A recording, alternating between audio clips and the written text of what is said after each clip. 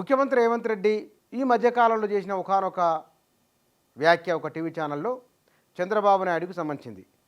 అదేమిటి ఆయన అట్లా మాట్లాడిండు, అట్లా మాట్లాడకుంటే బాగుండేదేమో, ఆయన ఇట్లా మాట్లాడడం ఇది ముఖ్యమంత్రి అయిన తర్వాత అహంకారపూరితమైన వ్యాఖ్యలు, అది చంద్రబాబు నాయుడు గురించి జరుగుతున్న చర్చ. ఈ రకమైన ఆర్గ్యుమెంట్ జరుగుతున్నది.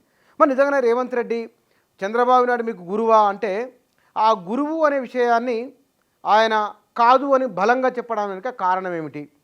ఇంతకుముందు గురువు అని ఒప్పుకున్నారు కదా, అంటే ఇంతకుముందు ఒప్పుకున్నారా ఒప్పుకోలేదు ఒక అంశం అట్లా ఉంచితే కనుక ఈసారి ఆయన ఎందుకంత కోపానికి వచ్చినట్లు అని కొంచెం దాని గురించి మనం లోతులోకి వెళ్ళి చూస్తే కనుక ఆ కోపానికి కారణం తెలుస్తుంది. అంటే ఎందుకు రేవంత్ రెడ్డి అంత రియాక్ట్ కావాల్సి వచ్చిందండి? బాబు కోసం కాంగ్రెస్ కుట్రలు. రేవంత్ రెడ్డి చంద్రబాబు మనిషి, ఆ పార్టీకి ఓటేస్తే మన కళ్ళు మనమే పొడుచుకున్నట్టు జగన్ ఈ మాట అన్నారు. అంటే ఇక్కడ రాబోయే రోజులలో చంద్రబాబు నాయుడు ఒకవేళ మేబీ అధికారంలోకి వస్తే తెలుగుదేశం పార్టీ ఇక్కడ రేవంత్ రెడ్డి ఉంటే ఏ నిర్ణయం తీసుకున్నా సరే అదిగో బాబుకు అనుకూలంగానే బీఆర్ఎస్ బీజేపీ వేలెత్తి చూపే అవకాశం ఉంటుంది. పైగా ఓటుకు నోటు కేసు వ్యవహారం కూడా ఒకటి నడుస్తున్నది. ఈ సందర్భంలో చంద్రబాబు తెలుగుదేశం పార్టీలో పనిచేసిన వాళ్ళు చాలామంది ఉన్నారు. అయితే చాలామంది అంత బలంగా నిలబడలేదు. రేవంత్ రెడ్డి నిలబడిండు. ఆయన నిలబడడం వెనుక ఆయన సామాజిక వర్గము లేకపోతే మొత్తం తెలుగుదేశం పార్టీ ఆయన వెనుక లేదు. రేవంత్ రెడ్డి తనకు తానుగా ఆ సమయానుకూలంగా నిర్ణయాలు తీసుకొని వచ్చిన అవకాశాలను ఆయన ఒడిచి పట్టుకొని తాను అనుకున్న లక్ష్యం వైపు చాలా వేగంగా రాగలిగిండు. ఆ క్రెడిట్ మొత్తం రేవంత్ రెడ్డిదే. అయితే చంద్రబాబు నాయుడు గురువు కదా, రాజకీయ గురువు కదా అని పదే పదే అనడం వలన అది రాబోయే రోజుల్లో ఆయనకు మరిన్ని ఇబ్బందులు తీసుకొని పెడుతుంది. ఆ ఇబ్బందుల నివారణ కోసమయ్యే చంద్రబాబు నాయుడు నేను గురువు అని ఎక్కడ చెప్పినా ఆయన ఒక మాట అన్నారు. ఇంత కఠినంగా చెప్పడం వెనుక అది కాదు లేదు, మరోసారి ఈ చర్చ తీయకూడదు అని చెప్పడం ఎందుకు?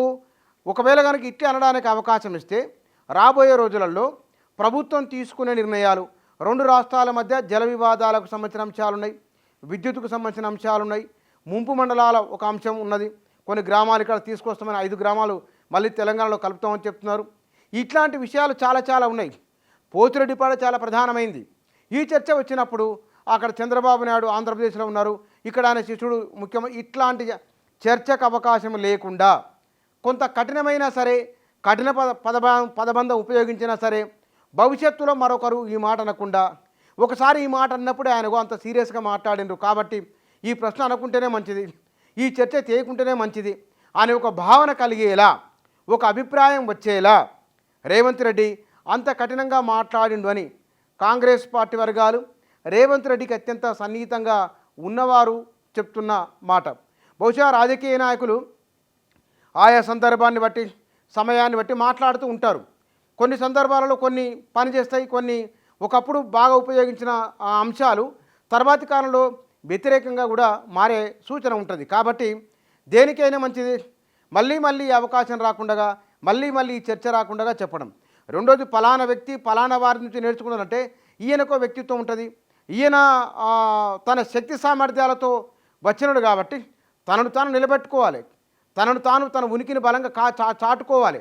ఒకరి వలన కాదు, చంద్రబాబు నాయుడు ప్రచారం చేయడం వలన, చంద్రబాబు నాయుడు నైతిక మద్దతునివ్వడం వలన ఇక్కడ ముఖ్యమంత్రి కాలే, తనకు స్వశక్తితో పైకొచ్చిండు కాబట్టి ఆ విషయాన్ని కూడా ఒకసారి మళ్ళా రిమెంబర్ చేయాలి, అది గుర్తించే విధంగా చేయాలి.